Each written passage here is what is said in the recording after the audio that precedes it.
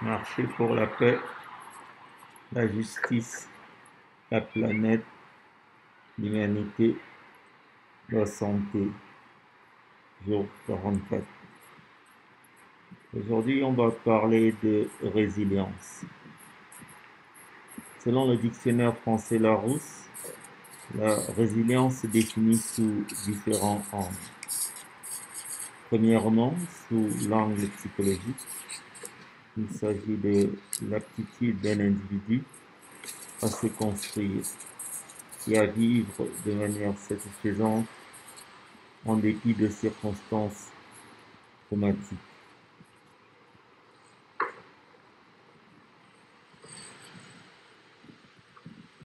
Ce moment, on peut parler de la résilience sous l'angle de l'écologie des systèmes.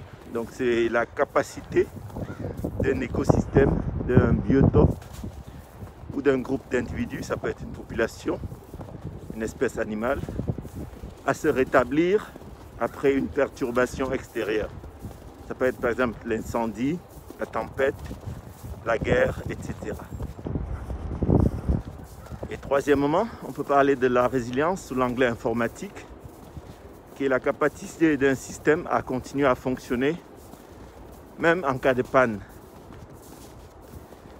Alors j'ai dit, si on aborde la résilience sous une approche holistique, je dirais donc que les difficultés qu'on peut rencontrer dans la vie, si minimes soient-elles, sont autant d'opportunités pour nous pour travailler notre capacité de résilience.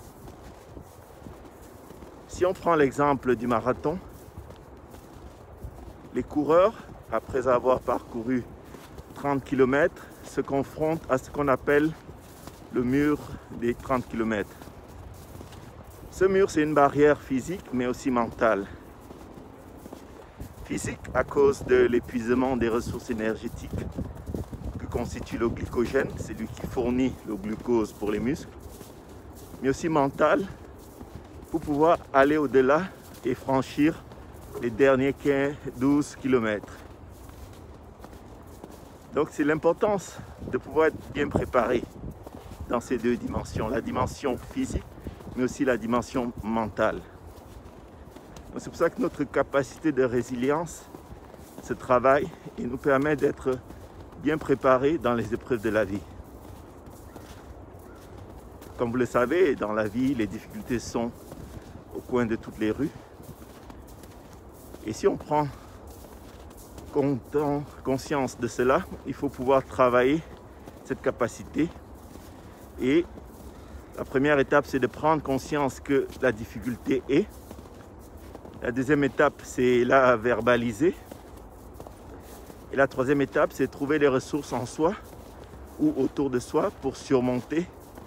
Parce que le but ultime, c'est de pouvoir construire, se reconstruire, avancer et poursuivre son chemin de vie. Alors, l'hiver nous met face à cette difficulté où on est confronté à ces défis de la nature qui nous taquine. C'est une belle épreuve pour travailler notre capacité de résilience. Alors levons-nous et marchons.